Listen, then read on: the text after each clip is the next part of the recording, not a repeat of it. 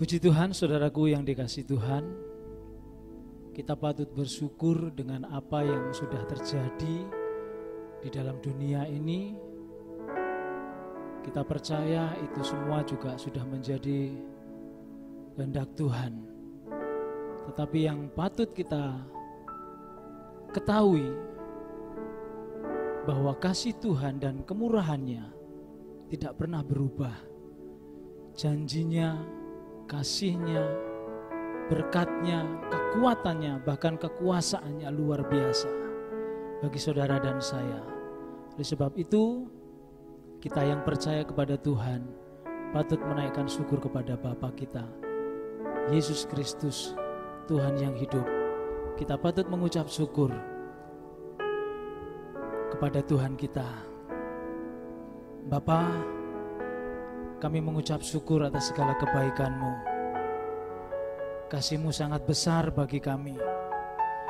Tidak terhitung, tidak ternilai, tak ternilai oleh apapun. Oleh sebab itu Bapa, kami rindu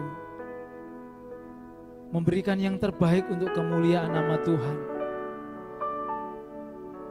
Tapi bukan dengan harta benda, melainkan dengan pujian penyembahan kami. Tuhan, beri kesempatan kepada kami untuk kami menaikkan syukur kepadamu Bapa. Terima kasih buat kesempatan ini. Terima kasih Bapa. Terima kasih buat kesempatan yang Tuhan berikan bagi kami. Kami masih bisa menikmati kemurahan Tuhan yang luar biasa bagi kami. Terpujilah namamu Bapa.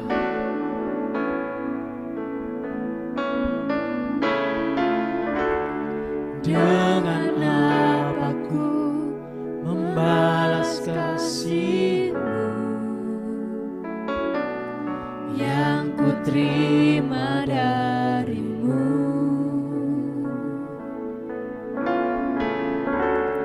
Dengan apa ku membalas cinta-Mu, oh Yesusku.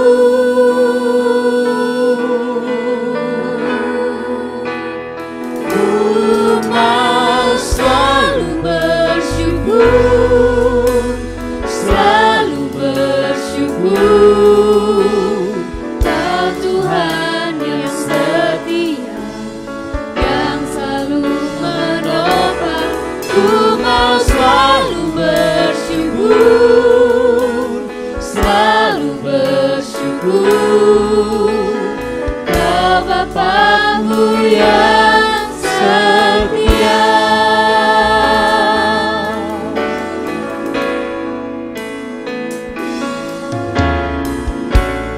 Dengan apa ku membalas kasih-Mu yang ku terima dari-Mu.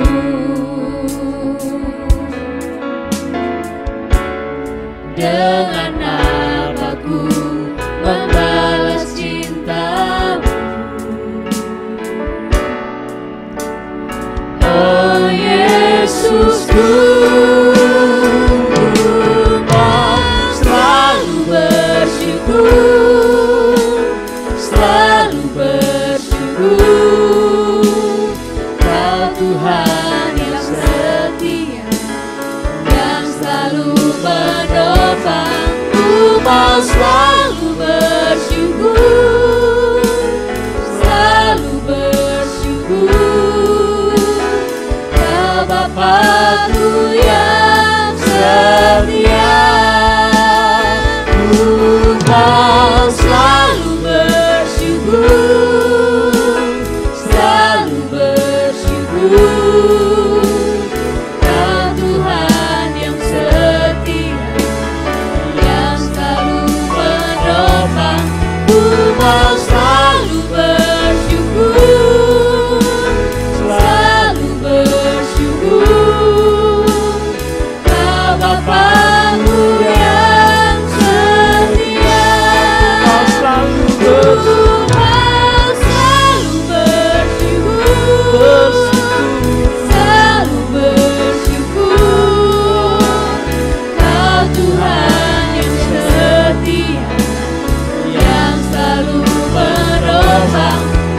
mau selalu bersyukur,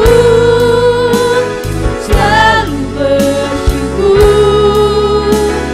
Kau Bapa-Ku yang setia,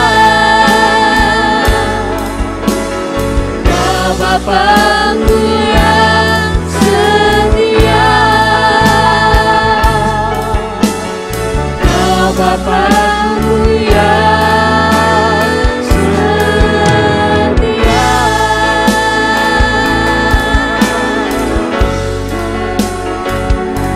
Selalu bersyukur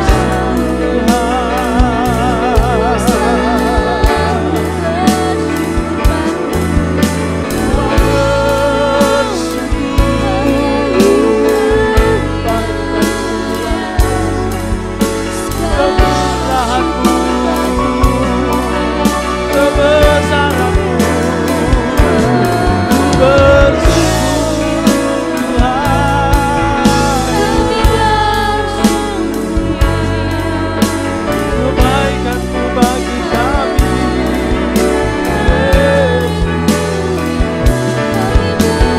Haleluya, haleluya. Ku mau bersyukur,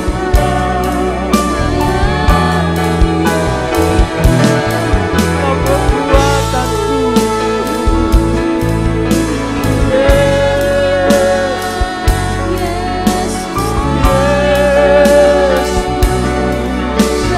Pujian, hormat, syukur bagimu.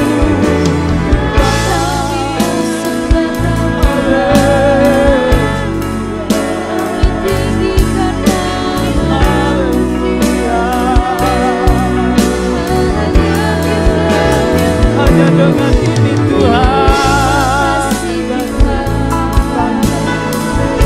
kami balas kasih-Mu dan kebaikan-Mu.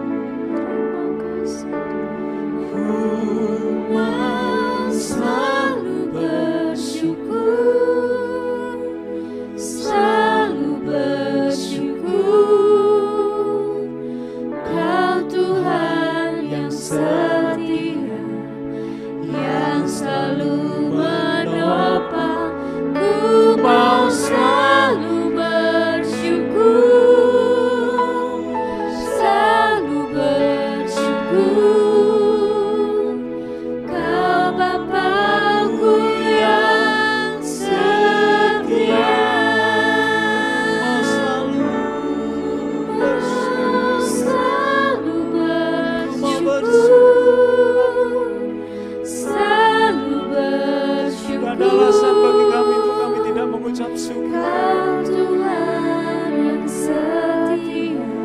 Setiamu, kebaikan-Mu bagi kami. Ku mau selalu bersyukur, selalu bersyukur. Kau Bapa-Ku yang setia, Kau selalu bersyukur, selalu bersyukur. Kau Tuhan yang setia, yang selalu menopang. Ku mau selalu bersyukur, selalu bersyukur. Kau Bapa-Ku yang setia, Kau Bapa-Ku yang setia, Kau Bapa-Ku yang setia.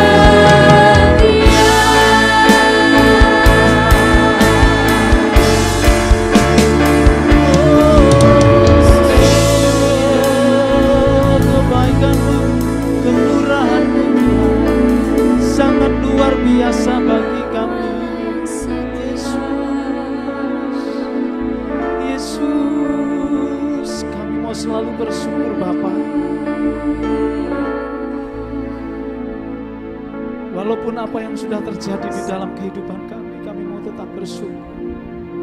Karena kami percaya kasih-Mu, janji-Mu nyata bagi kami. Tidak ada yang mustahil bagi-Mu Bapa. Semua akan terjadi, dipulihkan. Haleluya.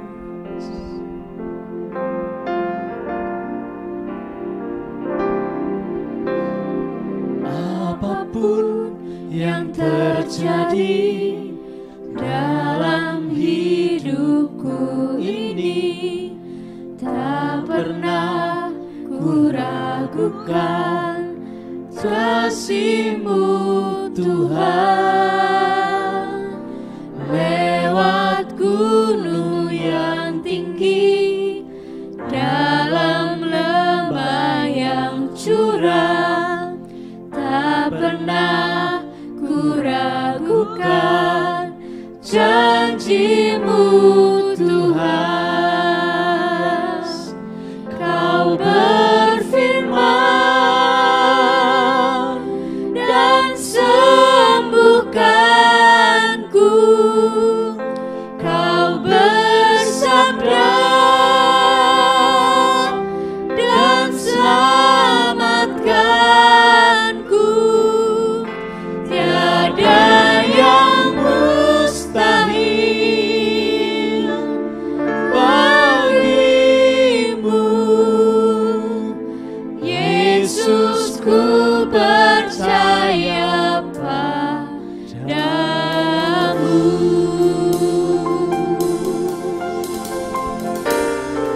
Benar Tuhan.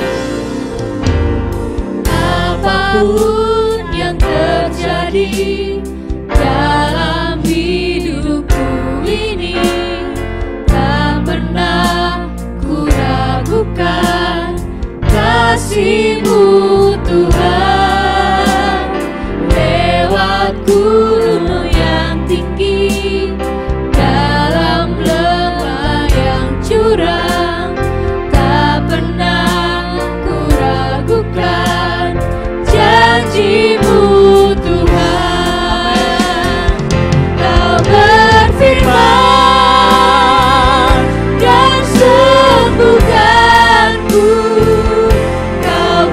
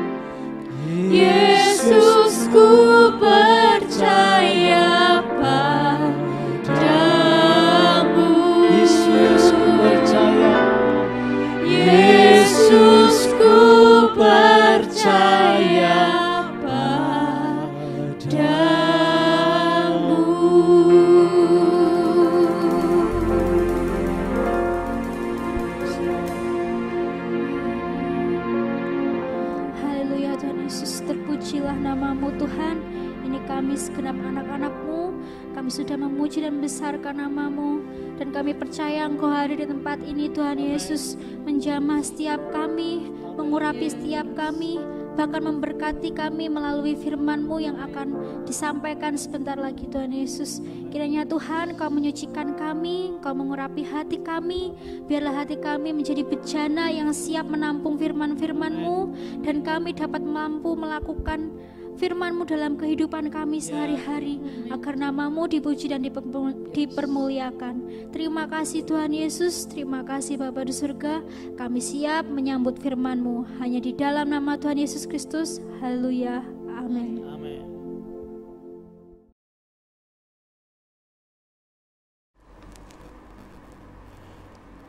Salam saudara-saudara dikasih Tuhan, berjumpa kembali dalam GBT Home Online Service. Senang sekali bisa berjumpa kembali dengan Anda sekalian. Kami berdoa supaya saudara dalam keadaan yang sangat baik.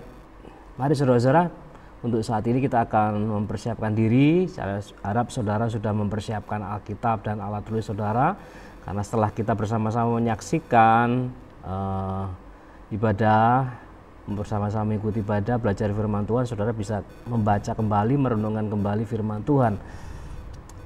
Firman Tuhan untuk saat ini saya ambil topik saudara-saudara yang saya sebut sebagai disapih.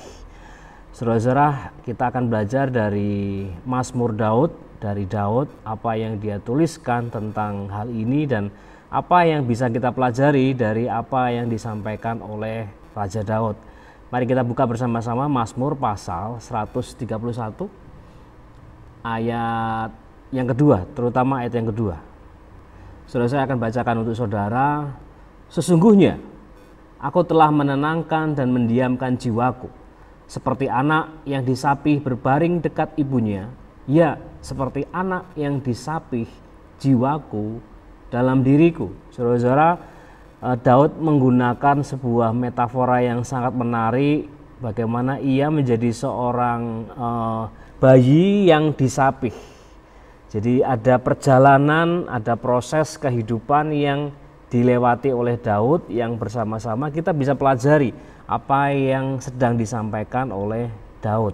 Saudara-saudara, seorang bayi saudara-saudara dalam proses perjalanan hidupnya, ia suatu kali harus menghadapi satu masa yang disebut disapih.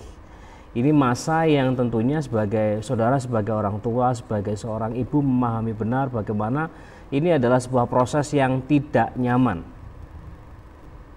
Kalau tidak nyaman, kenapa harus dilewati? Kenapa harus dilakukan? Kenapa seorang ibu harus melakukan hal ini? Ini pertanyaan yang nanti kita bisa bersama-sama temukan jawabannya. Saudara-saudara, sebagai orang percaya, saya percaya bahwa kita semua harus bertumbuh. Dari seorang bayi rohani, kemudian kita mengalami proses menjadi anak-anak, dan kita bertumbuh menjadi dewasa. Hal ini harus terjadi dalam hidup orang percaya. Kenapa saudara-saudara? Karena saya percaya bahwa dalam kekristenan, saudara-saudara, tanpa pertumbuhan, itu artinya bahwa hidup kita itu sebenarnya sedang mati. Mungkin kita tidak sadar bahwa kita sebenarnya sudah mati. Karena saudara lihat tanaman, makhluk hidup apapun juga, ketika ia berhenti bertumbuh, saudara-saudara, maka sebenarnya ia sedang mati. Atau saudara-saudara, mungkin saja kita menjadi kerdil dalam hal rohani. Secara usia mungkin harusnya sudah menjadi dewasa, sudah menjadi orang Kristen yang dewasa, tetapi ternyata kita masih anak-anak. Saudara-saudara, Daud menjelaskan dalam hal ini.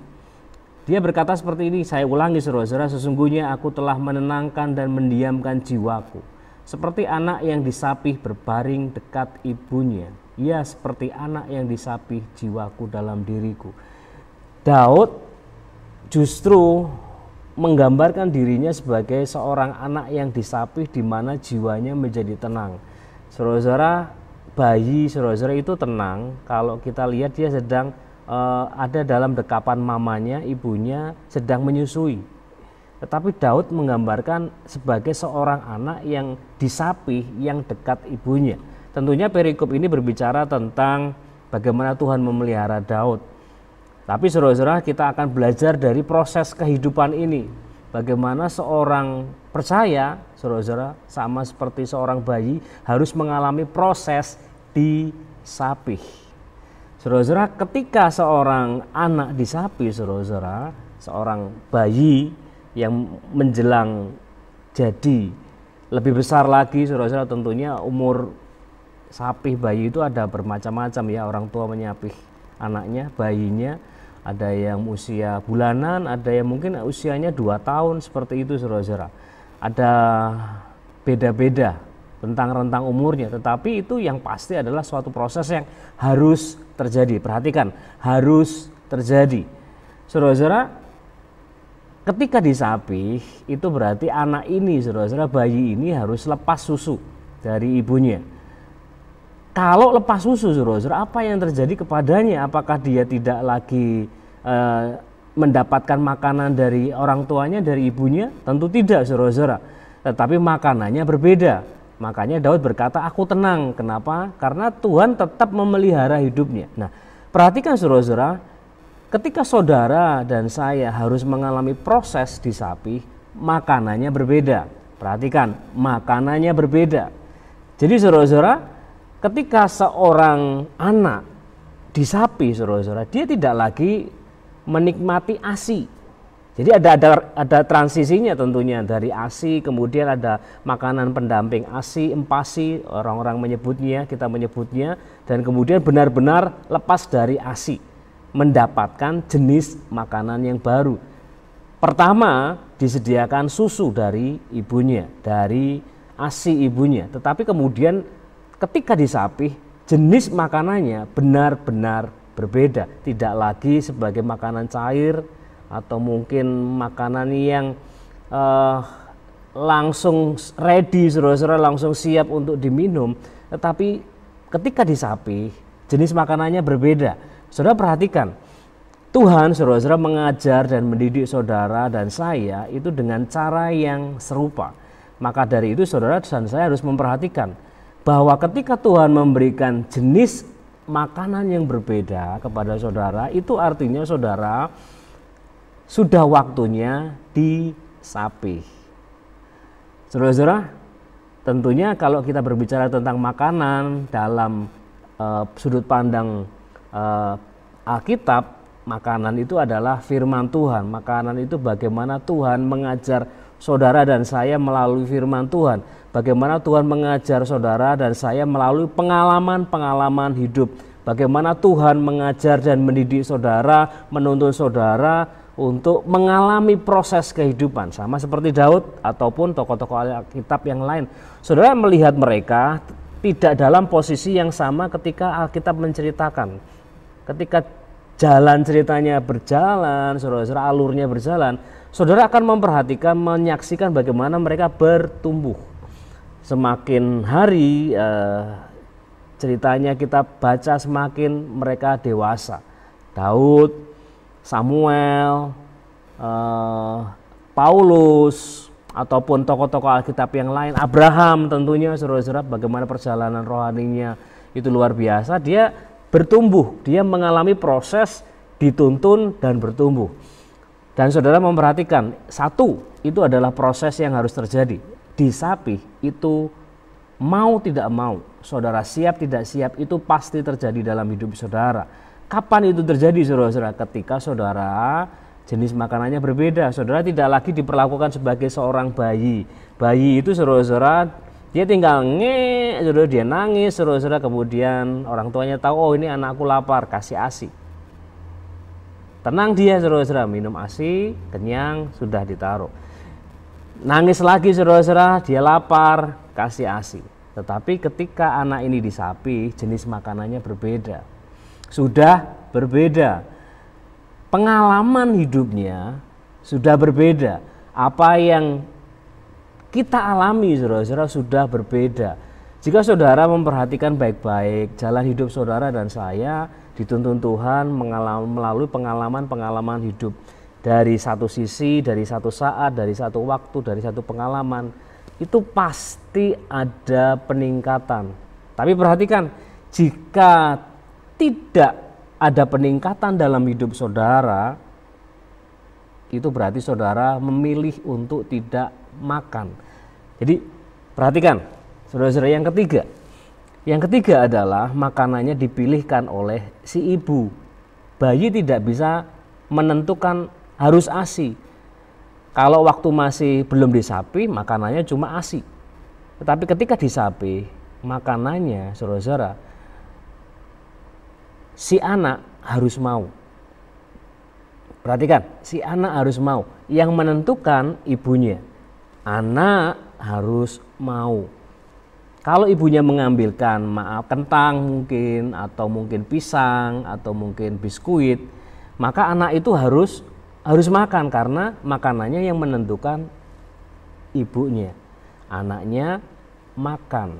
Saudara perhatikan, Paulus menjelaskan kepada jemaat di Korintus di suratnya yang pertama, 1 Korintus pasal 3 ayat 1 dan 2. Saya bacakan saudara-saudara.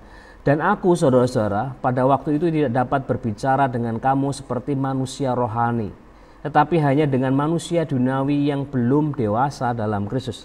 Perhatikan, karena belum dewasa maka diajak ngomong hal-hal rohani susah. Dan ayat yang kedua, susulah yang kuberikan kepadamu, karena masih bayi, jadi ya terpaksa dikasih susu.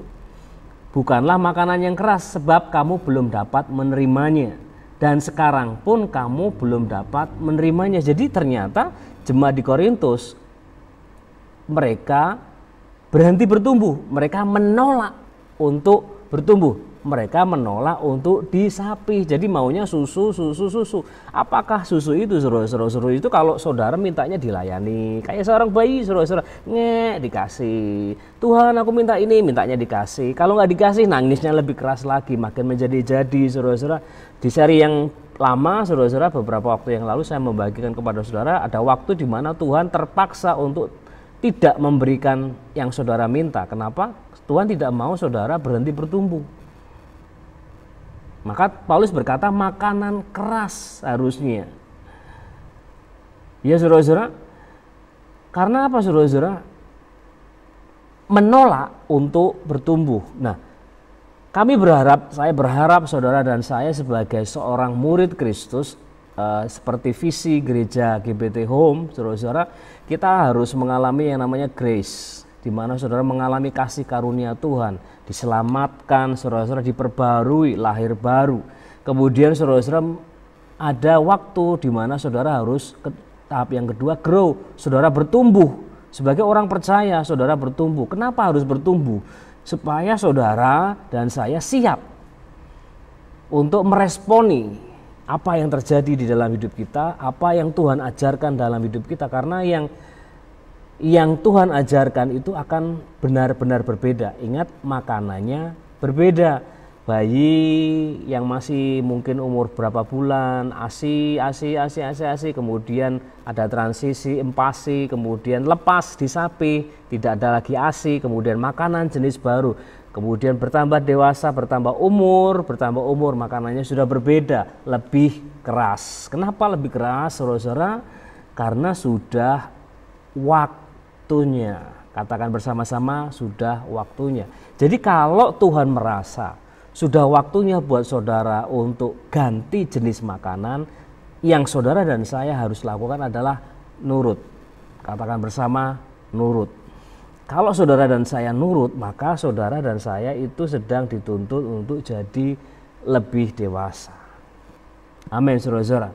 Kemudian dilanjutkan oleh Rasul Paulus di Efesus pasal 4. Kita buka Efesus pasal 4, surat Efesus pasal 4 ayat yang ke-13. Sampai kita semua telah mencapai kesatuan iman dan pengetahuan yang benar tentang anak Allah. Kata sampai itu berarti sebuah proses yang saudara dan saya harus alami. Jadi goalnya itu ya ini, saudara-saudara, goal kita sebagai orang percaya, glory, grace, grow, glory. Goalnya itu sampai kita semua telah mencapai kesatuan iman dan pengetahuan yang benar tentang anak Allah, kedewasaan penuh dan tingkat pertumbuhan yang sesuai dengan kepenuhan Kristus. Perhatikan ayat 14. Sehingga kita bukan lagi anak-anak yang diombang-ambingkan oleh rupa-rupa angin pengajaran, oleh permainan palsu manusia dalam kelicikan mereka yang menyesatkan. Tetapi ayat 15, dengan teguh berpegang kepada kebenaran di dalam kasih, perhatikan, di dalam kasih kita bertumbuh di dalam segala hal ke arah Dia, Kristus yang adalah kepala. Jadi goalnya saudara dan saya itu bertumbuh ke arah Kristus. Kita tidak bertumbuh ke arah tokoh-tokoh idola saudara, tokoh-tokoh mungkin yang saudara favorit, pendeta atau siapa, saudara-saudara. Tidak, goal kita adalah bertumbuh ke arah Kristus. Kristus adalah goal saudara dan saya. Tapi mari kita mulai dari disapih dulu. Disapih itu adalah saat dimana saudara diberi jenis makanan yang baru. Tetapi yang perhatikan yang keempat, tanpa kehilangan relasi. Makanannya baru, jenis makanannya baru. Tetapi Daud berkata, sesungguhnya aku telah menenangkan dan mendiamkan jiwaku. Seperti anak yang disapih berbaring dekat ibunya. Tetap ada relasi. Jadi perhatikan saudara-saudara, meskipun saudara dan saya diberikan jenis makanan yang baru, tetap ada relasi. Tuhan tidak ingin menghilangkan relasi.